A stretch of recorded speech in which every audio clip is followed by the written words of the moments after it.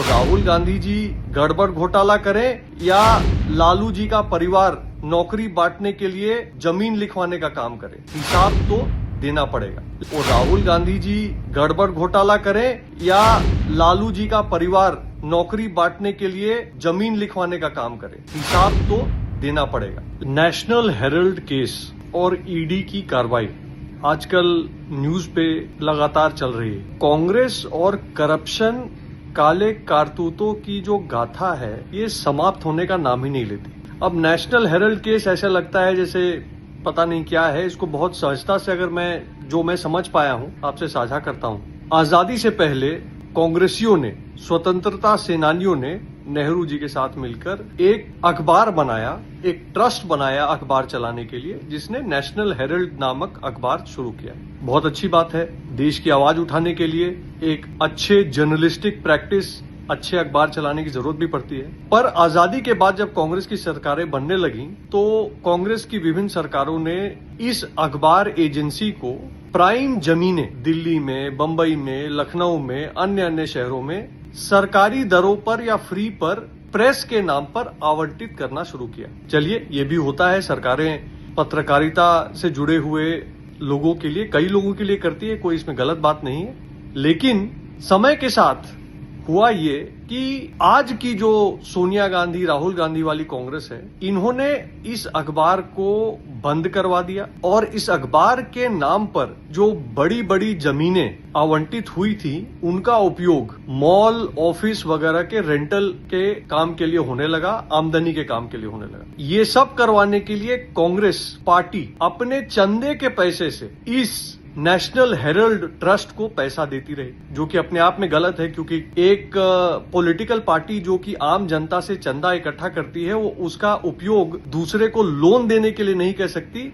ये हमारे देश की कानून व्यवस्था है। पर खैर, कांग्रेस ने अपने चंदे के पैसे से नेशनल हेराल्ड को 80-90 करोड़ का लोन दे दिया। अखबार हो चुका था बंद, बची थी अलग अलग जमीनें जिसपे की मॉल और बाकी काम चल रहे थे, जिसका अच्छा रेंटल आ रहा। राहुल गांधी जी ने एक कंपनी बनाई और उस कंपनी का नाम रखा यंग इंडियन लिमिटेड। अब पता नहीं क्यों वो युवा भारत को बदनाम करना चाहते थे, लेकिन उन्होंने नाम रखा यंग इंडियन लिमिटेड। और कांग्रेस ने मात्र 50 लाख रुपए के पेमेंट को लेकर 90 करोड़ के लोन के अगेंस्ट में 50 लाख का सेटलमेंट मानकर 90 करोड़ का लोन माफ करके नेशनल हेराल्ड ट्रस्ट की 76% शेयर, 76% शेयर राहुल जी और उनकी माता जी को सुपुर्द कर दी। अगर इस पूरे झमेले को साधारण शब्दों में समझे तो ये हुआ कि सरकार से चंदे में जमीन लो और फिर उस जमीन को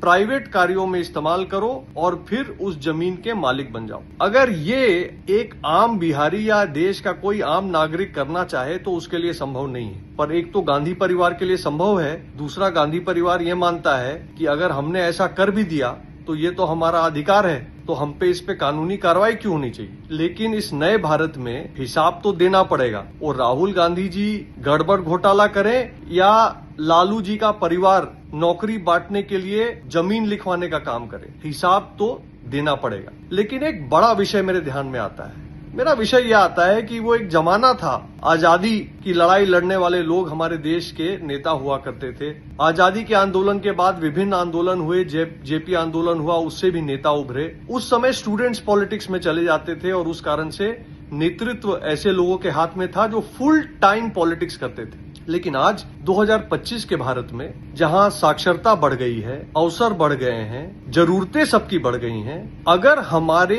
पॉलिटिकल लीडर्स अपनी पढ़ाई के बाद अगर अपनी आय की कोई व्यवस्था नहीं खड़ी करेंगे तो स्वाभाविक रूप से या तो उनके परिवार को कष्ट होगा या फिर परिवार की जरूरतें पूरे करने के लिए उनको राजनीति के माध्यम से गलत कदम उठाने पड़ेंगे, जिसके लिए शर्मिंदा होना पड़ेगा। या तीसरा कि वो समाज की मुख्य धारा से, एक आम इंसान की जीवन से, जिसको अपना घर चलाना पड़ता है, उसकी समस्याओं से इतना दूर कट जाएंगे कि भाषण देना तो ठीक है, लेकिन घर का खर्च चलाना, उसके लिए कमाना, उसके लिए निभाना, उनके ऊपर उसका जो अनुभव होता है वो उसका प्रभाव मिटता चला जाए। तो आज आपसे एक बात मैं पूछना चाहता हूं कि इस देश में क्या आवश्यक नहीं है कि हमारे भविष्य का नेतृत्व, विकसित भारत का नेतृत्व कम से कम अपने घर का खर्चा चलाने के लिए सक्षम हो और अपने घर की जरूरतों को पूरा करने के लिए एक सही माध्यम से कमाने की क्षमता रखता हो।